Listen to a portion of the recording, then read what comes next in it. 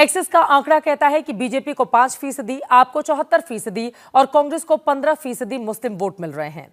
CNX का कहना है कि बीजेपी को 13%, आपको 63%, कांग्रेस को 19% मुस्लिम वोट मिल रहे हैं। टुडेज चाणक्य का कहना है कि बीजेपी को 9%, आपको 69% मुसलमानों ने वोट किया है। ये तस्वीरें वोटिंग के दौरान की हैं। दिल्ली में जो मुस्लिम बहुल सीटें हैं वहाँ जबरदस्त वोटिंग हुई है। बीते 2 चुनावों से मुसलमानों को दिल्ली में आपका वोटर माना जाता है, लेकिन इस बार मुसलमानों को लेकर काफी कंफ्यूजन की स्थिति रही। सवाल ये है कि क्या दिल्ली में मुसलमानों का एक तरफा वोट आम आदमी पार्टी को नहीं मिला है?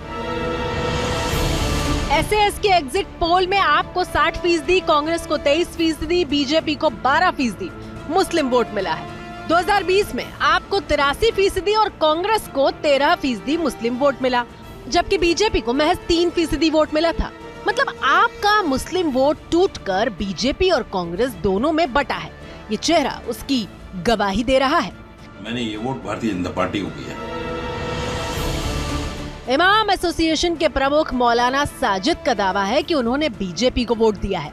साजिद कहते हैं कि मुसलमान किसी का बंधुआ नहीं है। मैंने कहा है कि मुसलमान को एक परसेप्शन मुसलमान के लिए बना दिया गया कि मुसलमान बीजेपी को हराने के लिए वोट करता है।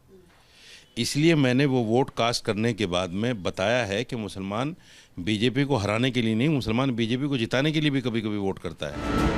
कांग्रेस कह रही है कि इक्के दुक्के लोगों के वोट से पूरे मुस्लिम समाज को नहीं जोड़ा जा सकता। तो इसमें क्या, कुछ मुस्लिम तो पहले भी वोट करते। भाई शाहनवाज क्या थे, मुसलमान ही थे, वो भी तो थे बीजेपी में। अपने क्या नाम है, अटल जी के समय नकवी साहब भी मंत्री थे, शाहनवाज। तो ऐसा नहीं है कि मुसलमान बिल्कुल ही नहीं है बीजेपी के पास, बट 1-2-3% का ये मतलब नहीं है कि पूरा समाज, ये पूरी एक कम्युनिटी जो है किसी के साथ रहे। मुस्लिमों का वोट अगर वाकई में टूटा है तो फिर आपके लिए सत्ता में लौटना आसान नहीं रहने वाला। वैसे कल भर की बात है, परसों तस्वीर साफ होगी और फिर नतीजों के बाद देश प्रदेश की सियासत में बदलाव का दौर दिखेगा।